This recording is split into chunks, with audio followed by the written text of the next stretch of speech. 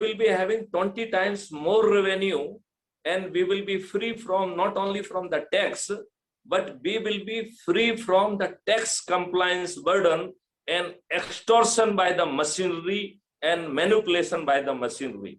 At present,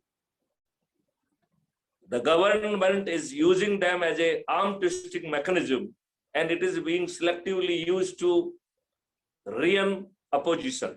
So that kind of the things will not be, and people will be doing their job. And let me tell you one more phenomena which will be happening in India. No check will be dishonored. So whether you are having money in your account or not, your check will be honored, because it is not question of you are not having the money in your account. Once the check is dishonored, it is disrupting the whole cycle. For me, the cycle is more important.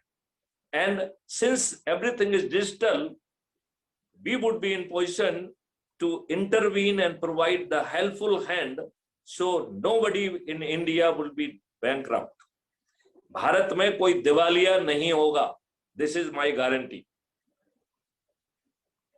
Now you can read out the next point, 8. Yes. So the next point is, with the concentration of thought and action, there